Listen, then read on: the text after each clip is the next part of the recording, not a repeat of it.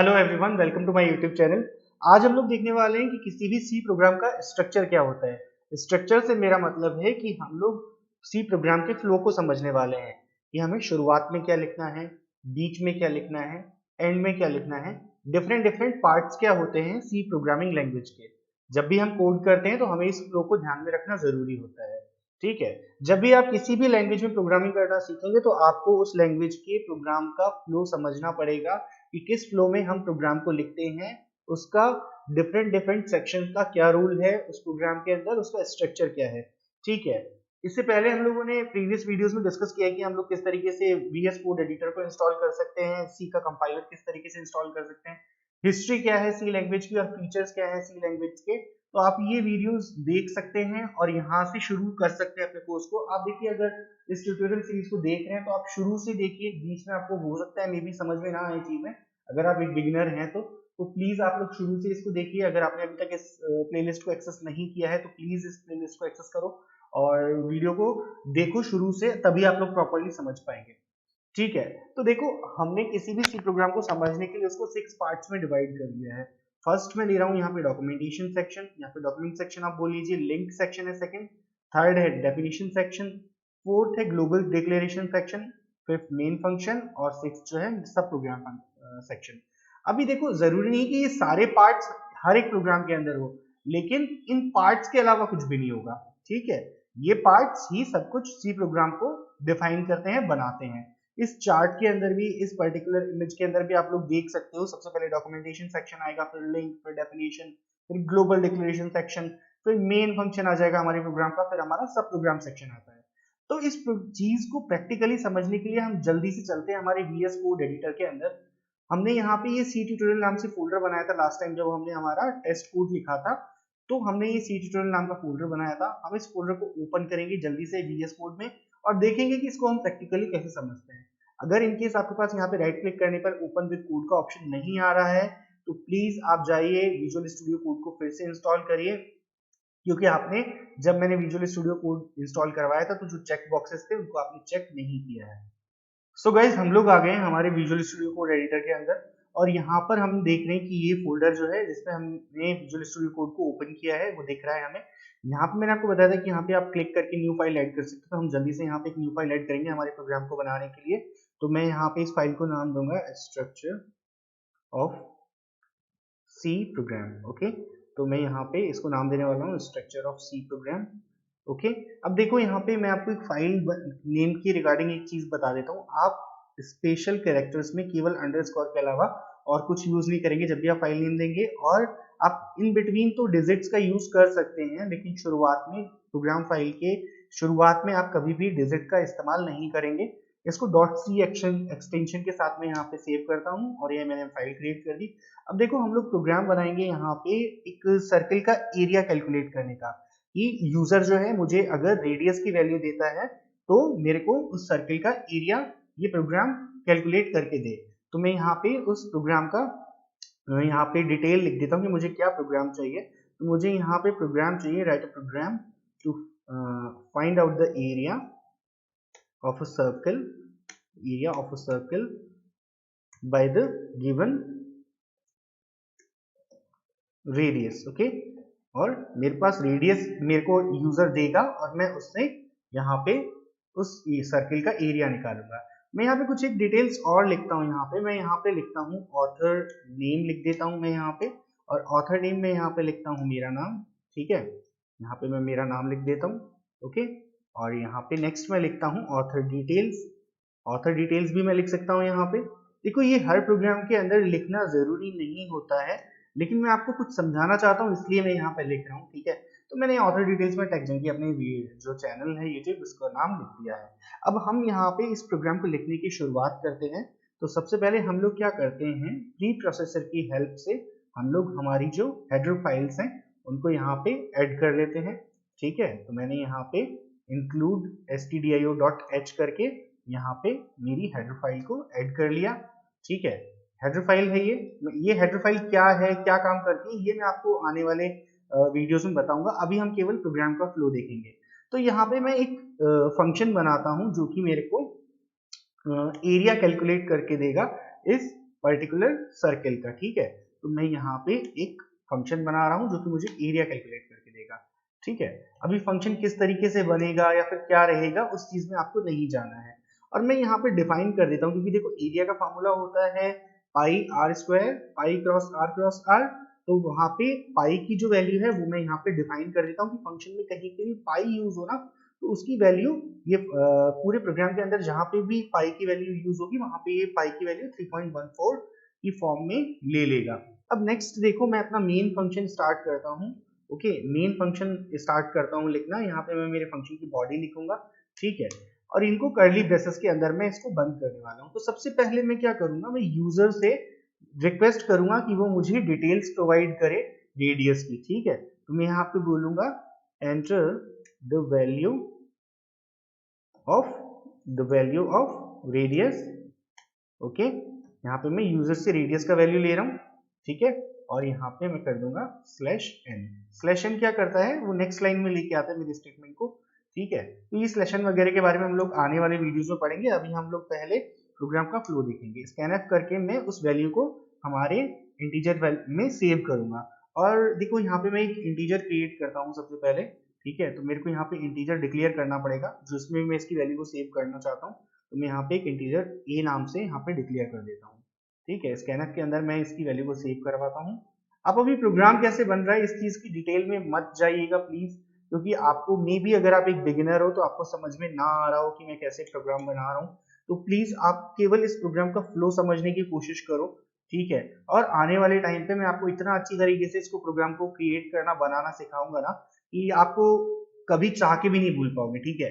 तो अभी फिलहाल के लिए इस प्रोग्राम की चिंता हम लोगों को नहीं करनी है कि किस तरीके से बन रहा है, ठीक है। तो यहाँ पे मैं क्या कर रहा हूँ, मैं एरिया फंक्शन को कॉल कर रहा हूँ। जो मैंने यहाँ पे फंक्शन डिक्लेयर किया है ना, ये देखो ये फंक्शन मैंने यहाँ पे डिक्लेयर किया है, इसको मैं कॉल कर रहा हूँ कि मेरे पास ए रेडियस जो मेरे को यूजर ने दी है उसका एरिया निकाल के दो। और फिर जब एरिया निकाल देगा ये फंक्शन तो मैं उसको बोलूंगा यहाँ पे उस एरिया को प्रिंट कर दो, ठीक है। तो मैं यहाँ पे किस तरीके से प्रिंट करूंगा, the area of the circle is, यहाँ पे मैं लिखूंगा %d और /n, और यहाँ से इससे बाहर आके मैं लिखूंगा एरिया और इसके अंदर मैं लिखूंगा a, ठीक है। तो यहाँ पे मैंने ये प्रिंट करवाना है। अब देखो अभी हम लोग ने मेन फंक्शन लिख दिया। अब हम इसके बाद हमारे मेन फंक्शन हमने लिख दिया है, हमने जो यूजर डिफाइन हमारा फंक्शन है एरिया, अब हम इसको डिफाइन करेंगे, ठीक है। तो अब इसको डिफाइन करने के लिए हम लोग क्या करते हैं, हम लोग इस एरिया फंक्शन को डिफाइन करते हैं। इसके अंदर इस एरिया फंक्शन को डिफाइन करने के लिए हम लोग क्या करेंगे, यहाँ पे इस फंक्शन की डेफिनेशन लिखेंगे, इस फंक्शन की बॉडी लिखेंगे, ठीक है। इसके लिए मैं क्या करूंगा, यहाँ पे एक वेरिएबल क्रिएट करता हूँ मैं, उस वेरिएबल का नाम देता हूँ इंट सी एरिया, ओके। इंट सी एरिया नाम से मतलब सर्कल एरिया फॉर शॉर्ट। तो यहाँ पे एक फंक्शन की बॉडी में लिखता हूँ मैं, और सी एरिया का वैल्यू मैं इस सर्कल को एरिया को कैलकुलेट करने का फॉर्मूला डालूंगा, ठीक है। तो सर्कल एरिया कैलकुलेट करने का फार्मूला क्या है, पाई क्रॉस आर, ओके, यही फॉर्मूला होता है। और यहाँ पे मैं सेमीकोलन लगा दूंगा और यहाँ से मैं रिटर्न करवाऊंगा, जस्ट अ सेकंड, यहाँ पे इंट आर लेना था मेरे को, यहाँ पे मैंने इंट लिख दिया बाय मिस्टेक, ओके। तो अब मैं यहाँ पे इसको रिटर्न करवाऊंगा, रिटर्न सी एरिया, ओके। यहाँ पे हमने जो एरिया है इसको रिटर्न करवाया है। अब देखो मैंने यहाँ पे पूरा का पूरा प्रोग्राम लिख लिया है, और जब भी मैं यहाँ पे प्रोग्राम मेन फंक्शन को खत्म करता हूँ तो वहां पे मेरे को कुछ रिटर्न वैल्यू चाहिए होती है। तो मैं यहाँ पे रिटर्न ले लूंगा, रिटर्न 0, ठीक है। ये रिटर्न 0 मैं क्यों ले रहा हूँ ये भी मैं आपको प्रॉपर्ली समझाऊंगा। तो देखो यहाँ पे मेरा फंक्शन क्रिएट हो गया है, पूरा का पूरा मेरा प्रोग्राम बन गया है। फंक्शन भी मैंने यहाँ पे यूजर डिफाइन जो था उसको बना लिया, मेन फंक्शन को भी बना लिया, ठीक है। और मेरी हेडर फाइल्स को भी मैंने डिफाइन कर दिया है यहाँ पे। तो अब जल्दी से ऐसा करते हैं, हम लोग हमारा जो स्ट्रक्चर था जिससे हम नोट से पढ़ रहे थे, हमारे नोट्स को ओपन कर लेते हैं एक तरफ, और एक तरफ हमारे प्रोग्राम को ओपन कर लेते हैं। तो देखो गाइज मैंने यहाँ पे अपने प्रोग्राम को एक तरफ ओपन कर लिया है और दूसरी तरफ मैंने ओपन कर लिया मेरे नोट्स को। तो सबसे पहले हम लोग देखते हैं फर्स्ट सेक्शन क्या था, डॉक्यूमेंट सेक्शन। अब डॉक्यूमेंट सेक्शन की डेफिनेशन हम लोग पढ़ते हैं। सबसे पहले देखो ऊपर यहाँ पे भी डॉक्यूमेंट सेक्शन है, मैंने पहले ऊपर डॉक्यूमेंट सेक्शन ही लिखा है। अब डॉक्यूमेंट सेक्शन की डेफिनेशन में देखते हैं क्या है, document section consist of a set of comment lines giving the name of the program. Program का नाम बताता है ये, the author and other details which the programmer would like to use later. आपको प्रोग्राम में कहीं पे भी कोई डिटेल्स अगर देनी हो लेकिन उन्हें एग्जीक्यूट नहीं करवाना हो प्रोग्राम में। अगर मैं ऐसे लिख दूंगा तो ये क्या ए लाइन एग्जीक्यूट करने लग जाएगा मेरा कंपाइलर, ठीक है। तो इनको कमेंट की फॉर्म में लिखूंगा। तो जैसे मैं क्या कर सकता हूँ, यहाँ पे कमेंट लिखने के लिए मैं इसके इनिशियली 2 फॉरवर्ड स्लैशेस लगाऊंगा, तो ये मेरी लाइन जो है कमेंट आउट हो जाएगी, ठीक है। अब अगर मैं चाहूँ कि मैं इन दोनों लाइंस को एक साथ कमेंट आउट करना चाहता हूँ, तो मैं क्या करूंगा, मैं यहाँ पे एक फॉरवर्ड स्लैश लगाऊंगा, इस लाइन के स्टार्टिंग में एक फॉरवर्ड स्लैश लगाऊंगा, उसके साथ star, just a second, star, और फिर जहां पे मेरे को कमेंट खत्म करना है वहां पे पहले एक स्टार और एक फॉरवर्ड स्लैश। तो मेरी ये दोनों लाइंस कमेंट आउट हो गई, ठीक है। अब तो ये मेरा क्या हो गया, फर्स्ट डॉक्यूमेंट सेक्शन, ठीक है। तो मेरा ये डॉक्यूमेंट सेक्शन हो गया। यहाँ पे डॉक्यूमेंट सेक्शन मैंने समझ लिया, और डॉक्यूमेंट सेक्शन के अंदर मैंने क्या समझा कि जब भी मेरे को प्रोग्राम के अंदर कोई भी चीज डिफाइन करनी होगी, लेकिन मैं चाहता हूँ कि वो अगर जो भी चीजें मैं लिखूं, लाइंस लिखूं, वो एग्जीक्यूट ना हो, तो उन्हें कमेंट के फॉर्म में मैं लिख सकता हूँ। तो उसको हम लोग क्या बोलेंगे, डॉक्यूमेंट सेक्शन, ठीक है। अब VS स्टूडियो कोड का एक फीचर है कि विजुअल स्टूडियो कोड का फीचर है ये कि अगर आप कंट्रोल प्लस फॉरवर्ड स्लैश दबाओगे ना, कंट्रोल के साथ फॉरवर्ड स्लैश, तो ये अपने आप उस लाइन को कमेंट आउट कर देगा जिस भी लाइन में आप लोग अभी हैं, ठीक है। अब हम लोग आ जाते हैं नेक्स्ट लिंक सेक्शन के ऊपर। नेक्स्ट क्या है हमारा, लिंक सेक्शन। अब लिंक सेक्शन की डेफिनेशन देखते हैं हम लोग। The link section provides instructions to the compiler to link functions from the system library such as using the hash include directive। अब क्या करेगा, लिंक फंक्शन क्या करता है, लिंक फंक्शन बेसिकली क्या करता है, जो हमारी लाइब्रेरी है, सिस्टम लाइब्रेरी होता है, उसको वो बताता है कि मेरे प्रोग्राम में ये पर्टिकुलर फंक्शंस इंक्लूड कर दो, ठीक है। होता क्या है, बेसिकली हमारे कंपाइलर की जो सिस्टम लाइब्रेरी है उसमें प्रीवियसली कुछ एक फंक्शंस जो हैं हेडर फाइल के लिए प्री डिफाइंड है। हमें केवल प्री प्रोसेसर, जिसको हम हैश से डिफाइन करते हैं, हैश की हेल्प से हमें इंक्लूड करवाना होता है हमारे प्रोग्राम के अंदर। तो मैंने क्या बोला, प्री प्रोसेसर मेरे फंक्शन के अंदर stdio.h लाइब्रेरी को इंक्लूड कर दो, ठीक है। ये मेरा लिंक सेक्शन हो गया। stdio.h की जैसी यहाँ पे 19 लाइब्रेरीज होती है, देखो मैं आपको दिखा देता हूँ। इस तरह के कुछ 19 लाइब्रेरीज होती, लाइब्रेरी फंक्शंस होते हैं मेरे पास, जिसको मैं यूज कर सकता हूँ मेरे प्रोग्राम्स में अलग अलग जरूरत के हिसाब से। तो आने वाले टाइम पे आप इन्हें यूज कर सकते हो जब भी आपको प्रोग्राम में किसी भी फंक्शनलिटी की जरूरत हो।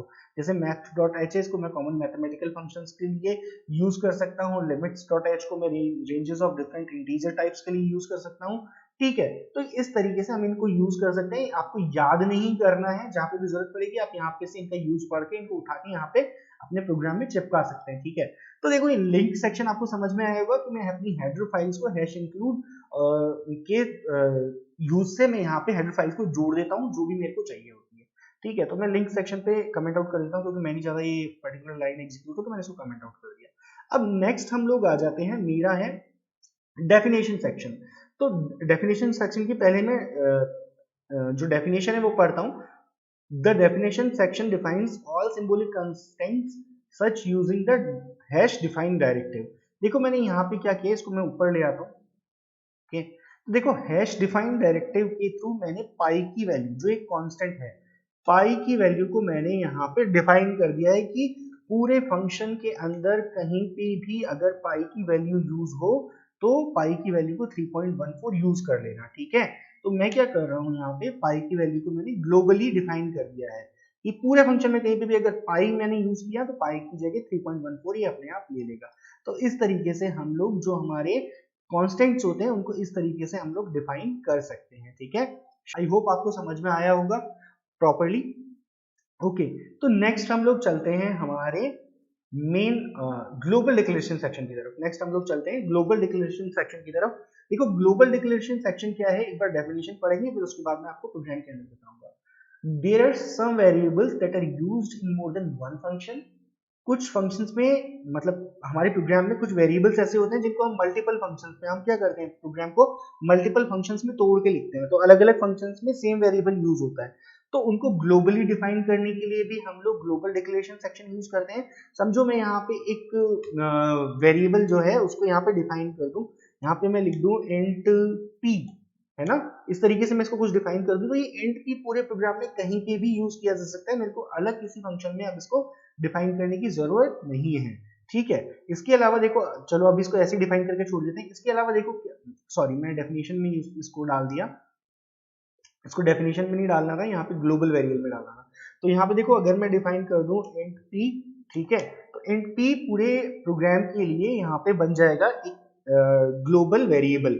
ठीक है, इसको मैं कहीं पे भी यूज कर सकता हूँ, कोई प्रॉब्लम नहीं होगी। इसके अलावा क्या होता है, there are some variables that are used in more than one function, such variables are called global variables and are declared in the global declaration section, that is outside of all the functions. This section also declares all the user defined function। देखो हमने variable define करके देखा यहाँ पे।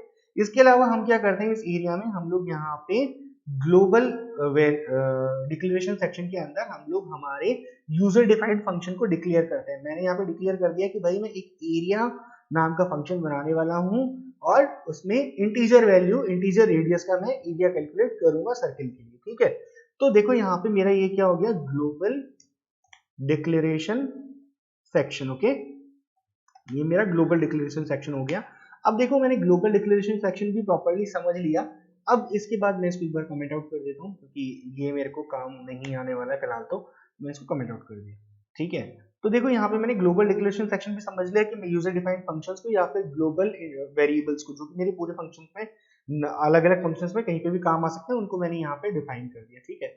अब मेरा start होता है मेन फंक्शन, ठीक है। तो मेन फंक्शन को हम लोग समझते हैं। मेन फंक्शन क्या होता है, मेन फंक्शन देखो बेसिकली क्या है, पूरे प्रोग्राम का बॉडी है।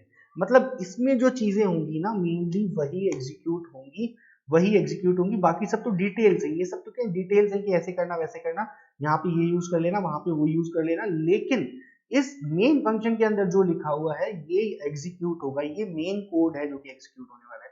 तो देखो इसको कैसे लिखते हैं हम लोग, सबसे पहले मेन पैरेंथेसिस, ये इसका प्रॉपर पार्ट है। इसके आगे मैंने इंट लिखा हुआ है। इंट क्यों लिखा हुआ है, क्योंकि मैं इससे जो रिटर्न वैल्यू चाहता हूँ ना, वो चाहता हूँ कि इंटीजर में हो। रिटर्न वैल्यू मैं चाहता हूँ कि इंटीजर में हो, बहुत इंपॉर्टेंट है, ध्यान से सुनना, ठीक है। इंटीजर में मैं इसका रिटर्न वैल्यू चाहता हूँ, इसलिए मैंने यहाँ पे इंट लिख दिया, ठीक है। अगर मैं प्री डिसाइडेड ना रखूं वैल्यू को तो वॉइड भी लिख सकता हूँ, वो मैं आगे आने वाली वीडियोस में समझाऊंगा, अभी आप इसको केवल इंट ही समझो, ठीक है। इंट मेन मैंने लिखा है यहाँ पे और पैरेंथेसिस लगा दिया, फिर ब्रेस लगा के मैंने यहाँ पे इस फंक्शन को स्टार्ट किया। आप ये चीज समझो कि जो फंक्शन होगा मेन, और कोई भी फंक्शन आप डिफाइन करते हो वो ब्रेसेस के अंदर ही होगा। देखो मैंने यहाँ पे ब्रेसेस लगाए और यहाँ पे इसको क्लोज किया, यहाँ पे क्लोज किया देखो, और यहाँ पे ओपन किया, तो इसके अंदर ही मेरा मेन फंक्शन होगा। देखो अब इसके अंदर भी दो सेक्शंस होते हैं। दो सेक्शंस कौन कौन से होते हैं पहले आप समझ लेते हैं, फिर डेफिनेशन पढ़ेंगे। तो इसका पहला जो सेक्शन होता है वो होता है यहाँ पे declaration section, okay. Declaration section जो होता है वो क्या होता है कि यहाँ पे मैं अपने सारे के सारे वेरिएबल जो भी इस फंक्शन के अंदर यूज करना चाहता हूँ उनको मैं यहाँ पे डिफाइन कर दूंगा। आ रहा है आपको बात समझ में कि मैं यहाँ पे अपने इस फंक्शन के अंदर यूज होने वाले वेरिएबल्स को डिफाइन कर दूंगा। फिर मेरा नेक्स्ट पार्ट जो आता है वो आता है एग्जीक्यूटेबल पार्ट सेक्शन, ओके। तो यहाँ पे मैं लिखता हूँ एग्जीक्यूटेबल पार्ट या फिर एग्जीक्यूटेबल सेक्शन, आप कुछ भी लिख सकते हैं। तो देखो ये मेरा फिफ्थ जो सेक्शन है, यहाँ पे मेन फंक्शन इसका सेकंड पार्ट है, ठीक है। तो मैं यहाँ पे लिख देता हूँ 5.2, तो ये मेरा एग्जीक्यूटेबल पार्ट है। एग्जीक्यूटेबल पार्ट के अंदर देखो क्या होता है कि जो लाइंस एग्जीक्यूट होती हैं, जो प्रोग्राम लिखने के बाद जब एग्जीक्यूट करते हैं तो दिखती हैं या फिर उनका इंपैक्ट होता है, उनको हम लोग एग्जीक्यूटेबल पार्ट बोलते हैं। अब एग्जीक्यूटेबल पार्ट क्या है, मैंने लिखा है printf enter the value of radius, मतलब प्रिंट कर दो, स्क्रीन पे दिखा दो कि enter the value of radius. User को दिखेगा enter the value of radius, user डालेगा समझो 5, फिर क्या करेगा स्कैनफ अपना काम करेगा। स्कैनफ क्या करेगा, उस वैल्यू को जाके सेव कर देगा इंटीजर ए में, ठीक है। मैंने यहाँ पे ए लिखा है तो इंटीजर ए में जाके सेव कर देगा वैल्यू को, ठीक है। अभी बहुत टेक्निकलिटी में मत जाओ, मैं आपको थोड़ा बहुत ओवरव्यू दे रहा हूँ, अगर नहीं भी समझ में आ रहा है तो कोई दिक्कत नहीं है, आगे हम लोग पढ़ेंगे इसको। मैंने ए में वैल्यू को जाके सेव कर दिया, फिर मैंने कॉल कर दिया भाई ये एरिया वाले फंक्शन को और रेडियस दे दी ए, ठीक है। तो एरिया वाले फंक्शन से अब क्या करेगा, यहाँ पे मेरा ए रेडियस वाले सर्किल का एरिया कैलकुलेट हो जाएगा। फिर मैंने उस एरिया को यहाँ पे प्रिंट करवा दिया। प्रिंट कैसे करवाया, printf the area of the circle is %d और यहाँ पे एरिया ऑफ ए। ये कैसे प्रिंट होता है ये हम लोग आगे समझेंगे, लेकिन अभी के लिए समझो कि मैंने एरिया प्रिंट करवा दिया। अब देखो अब हम पढ़ते हैं मेन फंक्शन की डेफिनेशन, अब हमको प्रॉपर्ली समझ में आएगा। देखो मेन फंक्शन सेक्शन के अंदर हमने देखा every C program must have one main function section. The section contains two parts, declaration part मैंने आपको बताया जहाँ पे मैंने वेरिएबल्स को डिक्लेयर कर दिया, एंड एग्जीक्यूटेबल पार्ट बताया मैंने जो कि एग्जीक्यूट होता है, ठीक है। अब देखो डिक्लेरेशन पार्ट का डेफिनेशन पढ़ते हैं। The declaration part declares all the variables used in the executable part. हमने यहाँ पे वेरिएबल्स डिफाइन कर दिए, अगर और भी वेरिएबल्स हम लोग 4-5 यूज कर रहे हैं तो वो भी सारे यहाँ पे हम लोग डिफाइन कर देते हैं। ठीक है, नेक्स्ट पार्ट क्या है, एग्जीक्यूटेबल पार्ट।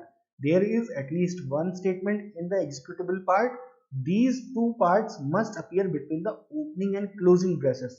इस एग्जीक्यूटेबल पार्ट के अंदर कम से कम एक जो है एक्सप्रेशन तो होना ही चाहिए, एक स्टेटमेंट तो होना ही चाहिए, तो एग्जीक्यूट क्या होगा प्रोग्राम में, और जो पूरा का पूरा फंक्शन है वो ओपनिंग एंड क्लोजिंग ब्रेसेस के अंदर होना चाहिए, तो ये भी मैंने आपको बताया है। The program execution begins at the opening brace, opening brace से यहाँ से प्रोग्राम एग्जीक्यूशन स्टार्ट होगा और क्लोजिंग ब्रेस पे आके प्रोग्राम एग्जीक्यूशन खत्म हो जाएगा। All statement in the declaration and executable part end with a semicolon। सारे के सारे स्टेटमेंट के एंड में हम लोग सेमीकोलन लगाएंगे। देखो मैंने यहाँ पे भी लगाया, यहाँ पे भी लगाया, यहाँ पे भी लगाया, यहाँ पे भी लगाया, यहाँ पे भी लगाया, है ना। तो हर एक स्टेटमेंट के बाद हम लोगों को सेमीकोलन से टर्मिनेट करना है स्टेटमेंट को, नहीं तो स्टेटमेंट टर्मिनेट नहीं होगा। ठीक है, तो यहाँ पे मेरा फंक्शन खत्म हो गया। अब मैं क्या करता हूँ, मेरा नेक्स्ट सेक्शन जो आता है वो है सब प्रोग्राम सेक्शन। ओके, सब प्रोग्राम सेक्शन देखो क्या होता है, बेसिकली सब प्रोग्राम सेक्शन के अंदर हम लोग जो यूजर डिफाइंड प्रोग्राम, जैसे हमने एरिया का प्रोग्राम बनाया तो उस एरिया के प्रोग्राम की डेफिनेशन लिखते हैं।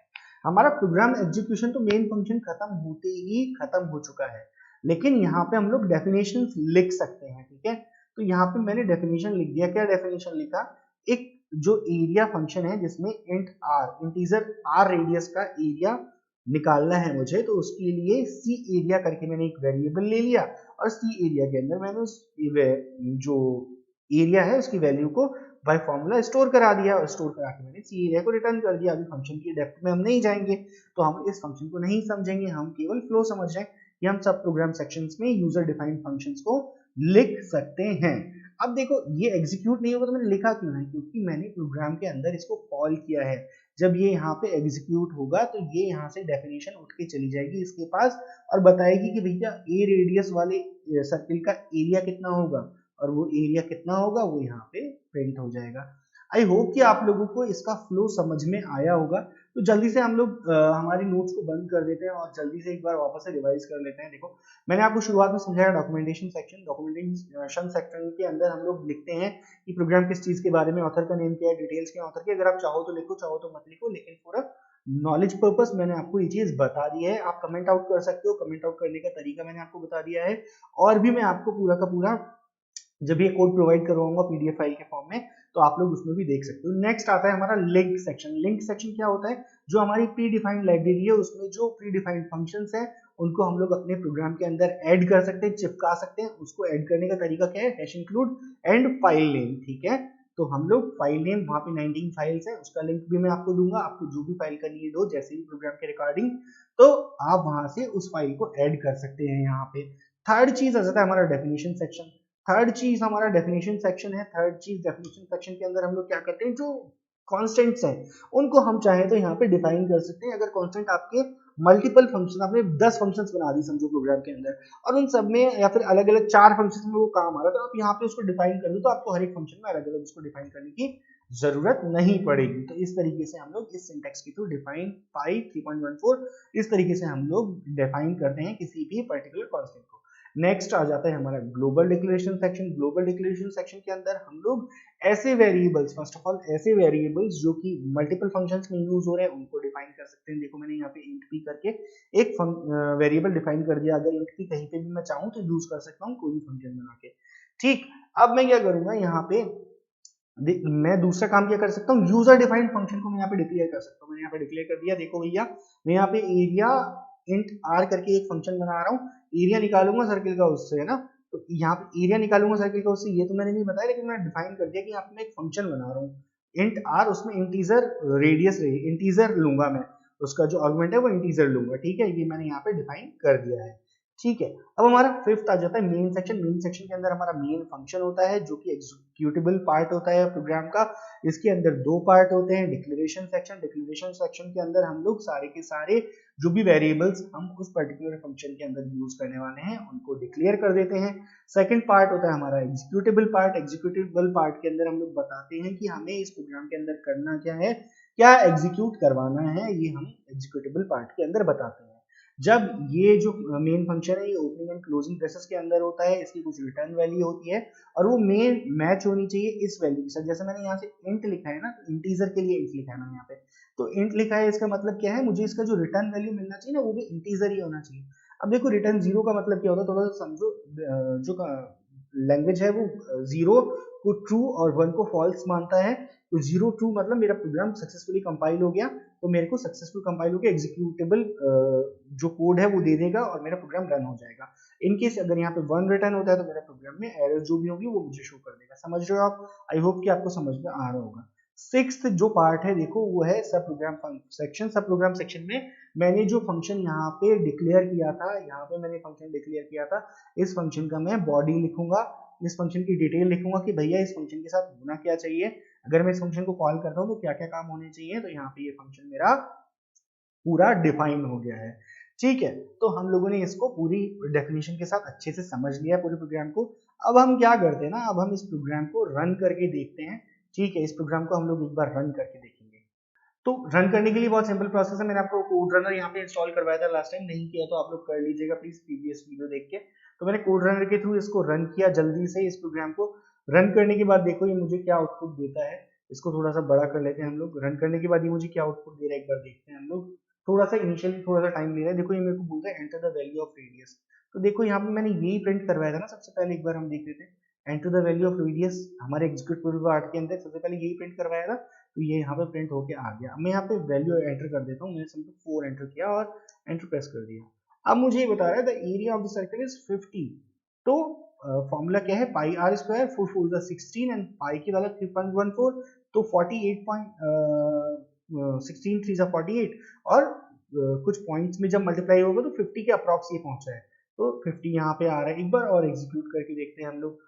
ठीक है, तो यहाँ पे मैं अब इस बार रेडियस लेता हूँ 6, सॉरी यहाँ पे लेना मुझे, यहाँ पे मैं रेडियस लेता हूँ 6, तो 6 लिया मैंने, तो यहाँ पे मेरे पास एरिया ऑफ सर्कल आ रहा है 113। देखो बेसिकली हो गया, आप कहोगे कि यार पाई की वैल्यू 3.14 थी, तो ये तो यार पॉइंट्स में आना चाहिए, आपका जो आंसर आ रहा है वो तो इंटीजर आ रहा है, क्योंकि मैंने रिटर्न की जो वैल्यू है वो इंटीजर ही ली है। देखो सी एरिया जो है मैंने यहाँ पे इंटीजर लिया है, तो ये मुझे इंटीजर ही रिटर्न करेगा। जो डेसिमल में नंबर आते हैं वो फ्लोट डेटा टाइप के होते हैं, जो डेटा टाइप हम आगे पढ़ने वाले हैं। अब हम लोग चीजों को सिंपल रखते हैं, हमने केवल प्रोग्राम एग्जीक्यूट करवाया है, तो हम लोग इसको केवल उतना ही समझने की कोशिश करते हैं। ठीक है, सो देखो आपको प्रोग्राम का फ्लो समझ में आया कि सबसे पहले डिक्लेरेशन डॉक्यूमेंटेशन पार्ट होता है, इसमें हम प्रोग्राम डिटेल्स लिख देते हैं। फिर हमारा लिंक सेक्शन जहाँ पे हम लाइब्रेरी फाइल्स को ऐड करते हैं, डेफिनेशन सेक्शन जहाँ पे हम डिफाइन करते हैं हमारे कॉन्स्टेंट्स को, ग्लोबल डिक्लेरेशन सेक्शन जो जहाँ पे हम लोग हमारे यूजर डिफाइंड फंक्शन को डिफाइन करते हैं। इसके अलावा हम लोग अगर कोई वेरिएबल मल्टीपल प्रोग्राम्स में मल्टीपल फंक्शंस में यूज कर रहे हैं तो उनको यहाँ पे डिफाइन कर देते हैं। ठीक है, फिर नेक्स्ट हमारा मेन फंक्शन आ गया। मेन फंक्शन के अंदर भी दो पार्ट्स हो गए, एक डिक्लेरेशन सेक्शन हो गया जहाँ पे हम सारे वेरिएबल्स को डिक्लेयर कर रहे हैं, सेकंड हो गया हमारा एग्जीक्यूटेबल पार्ट जहाँ पे हम हमारे एग्जीक्यूटेबल पार्ट को लिख रहे हैं, जो भी हमें दिखाना है स्क्रीन पे या फिर जो भी हमें वैल्यूज उठानी है या जो भी कैलकुलेशंस करनी है। ठीक है, फिर हमारा सब प्रोग्राम सेक्शन आ गया। सब प्रोग्राम सेक्शन के अंदर हमने यूजर डिफाइंड फंक्शंस को डिफाइन कर दिया है। ठीक है, तो ये हमारा पूरा का पूरा structure of a C program complete हो गया है। यहाँ पे हमने पूरे 6 सेक्शंस को समझ लिया है। ठीक है, तो अब हम लोग देखो क्या करते हैं, हम लोगों ने डेफिनेशंस वगैरह सब कुछ पढ़ ली है। ठीक है, डेफिनेशंस अच्छे से पढ़ लिया हमने सी प्रोग्राम की, और पूरा का पूरा जो हमारा सब प्रोग्राम सेक्शन है उसको भी समझ लिया। एक बार सब प्रोग्राम सेक्शन की डेफिनेशन आपको वापस बता देता हूं मैं। The program is a multi function program that then the sub program section contains all the user defined functions that are called in the main function. Main function में हमने call किया था इसको, तो हमने वहां पे डिफाइन कर दिया। User defined functions are generally placed immediately after the main function. Main function के बाद ही बनाया था हमने इसको, ऑल्दो दे में अपीयर इन एनी ऑर्डर। अगर 5-6 फंक्शंस आप बना रहे हो तो वो ऊपर नीचे हो सकते हैं, उसमें कोई इतनी बड़ी बात नहीं है। ठीक है, सो गाइज मैंने आपको कोशिश करी कि मैं आपको अच्छे से समझा पाऊँ एक सी प्रोग्राम का स्ट्रक्चर क्या होता है। ठीक है, आई होप कि आप लोगों को अच्छे से समझ में आया होगा। आई होप कि आपको कंटेंट अच्छा लग रहा होगा, आपको मजा आ रहा होगा समझने में चीजें। और अगर अच्छा लग रहा है तो प्लीज लाइक करे बना मत जाना, इस वीडियो को लाइक जरूर करके जाना, और पूरा का पूरा कंटेंट देखना, अच्छे से समझना, आपको सी प्रोग्राम में कहीं दिक्कत नहीं आने वाली है। ठीक है, लाइक करो, शेयर करो अपने फ्रेंड्स के साथ, सब्सक्राइब करो चैनल को यार, और अगले वीडियो में मिलते हैं और देखते हैं कि किस तरीके से सी प्रोग्राम कंपाइल होता है। Till then keep programming, keep learning. Thanks a lot, bye bye.